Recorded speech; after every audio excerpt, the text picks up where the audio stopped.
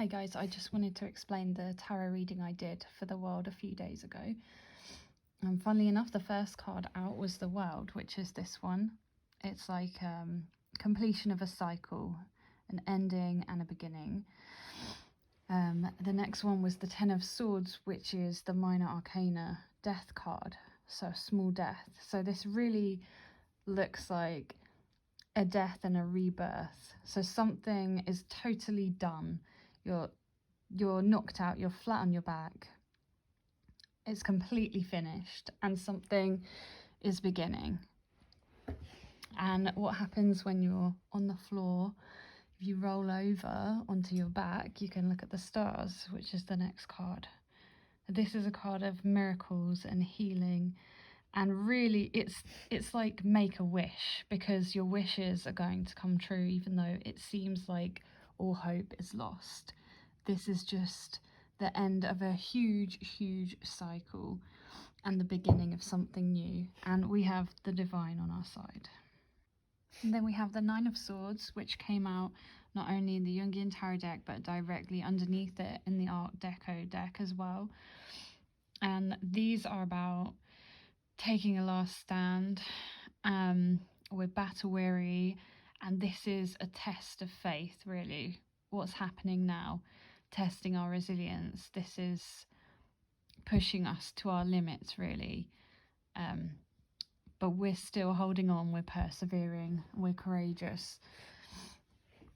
And this one is similar, so we're standing our ground, basically. We're holding our ground, we're meeting the challenge.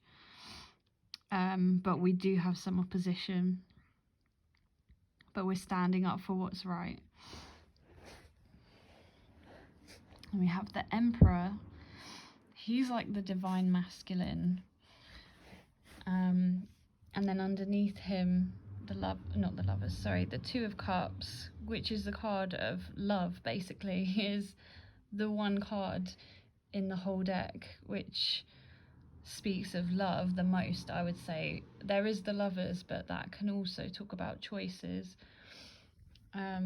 And then underneath that, the Five of Swords, which is, I don't know, when I put these two together, I really feel like the divine masculine energy at the moment is really important on the planet, and not just within men, within women as well. This isn't just about men, this is an archetype. And I feel like the choice is between love or fear in every situation. And I feel like that's what this is saying. I mean, that's what will give us the courage, love, to meet this last battle head on, even though we're exhausted. So then the World card in the other deck came out as well.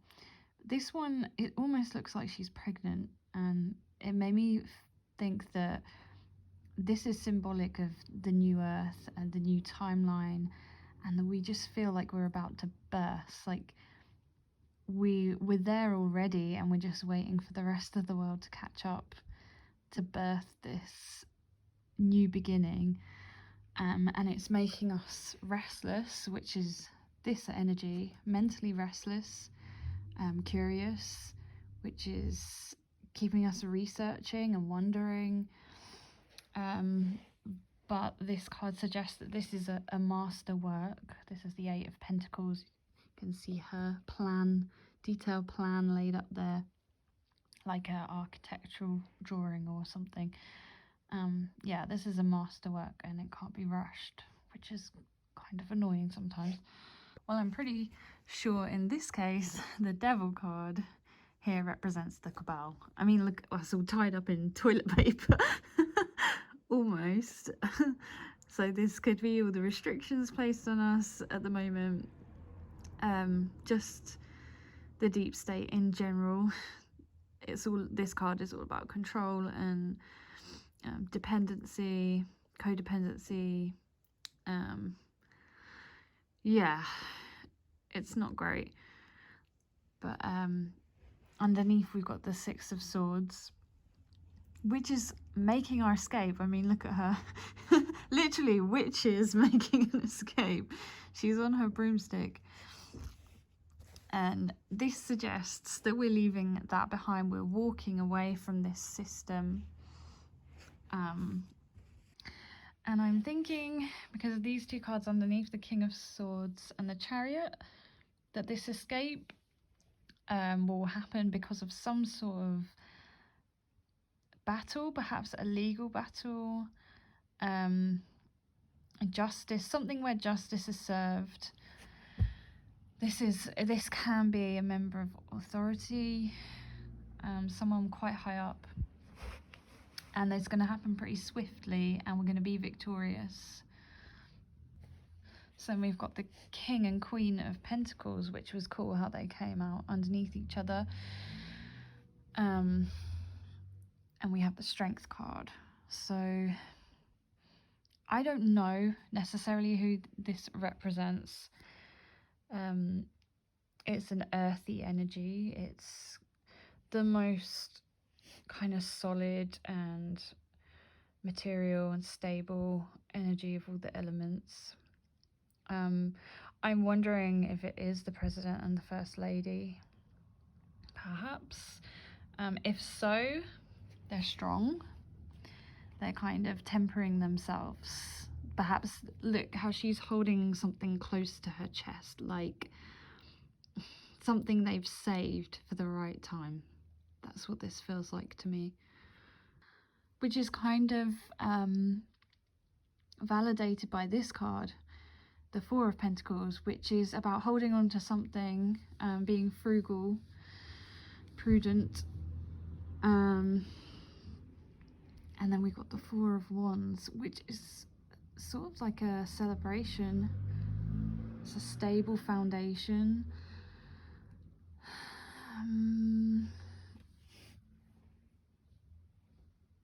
So perhaps this, whatever they're holding on to, is providing the foundation for what is to come, for justice to be served, because then we get Lady Justice herself. But underneath that, there's the Moon. So there's a lot still hidden. There's a lot we don't know. We're kind of in the dark, and we're having to use our intuition. This can bring up fears and worries. We've got to really rely on ourselves and our intuition, our gut, and of course, research. And next we have repeating cards again. So we had the Three of Pentacles in the Jungian Tarot, and also in the Art Deco one as well. This is about teamwork, basically. So I feel like we've been working extremely well as a team, but this is the card in the middle here of like mental fatigue. We're very tired and we're exhausted, really, and we all, a lot of us, need to take time out and rest our minds, meditate, sleep more. That's what this is suggesting to me. So just please look after yourselves. And then really we couldn't have a better ending to the reading here, because we've got the Temperance card, which is a card of alchemy and healing, balance. And then underneath there's the High Priestess and the Hierophant. And this again, it's like the divine feminine and the divine masculine. These are the extremely intuitive, very connected to the divine.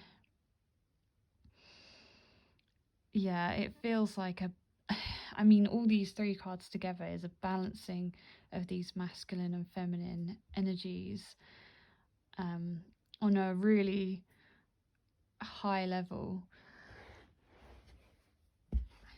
And then underneath that was the Fool, which just reaffirms that how we're feeling, that we're kind of leaping into the unknown.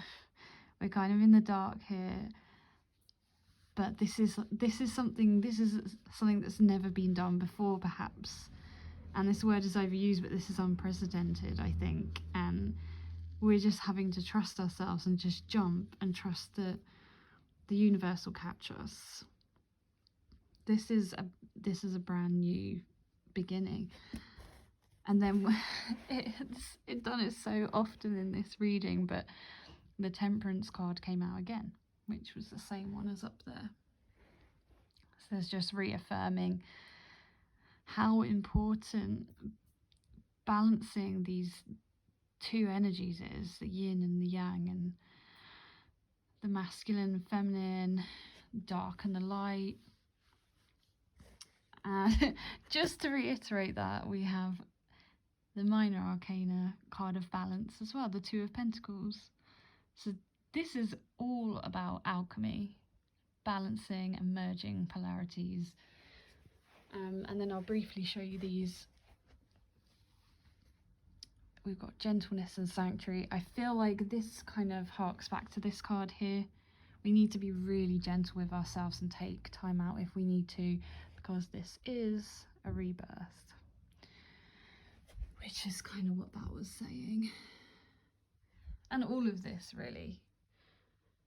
This whole bit at the end just tells us how important, like, it's almost crucial. Doing the inner work, the inner alchemy, is crucial to leaping into this new timeline. And then at the end we have magic and celebration. So I feel like we really have everything on our side here. Hope this helps a bit. Bye.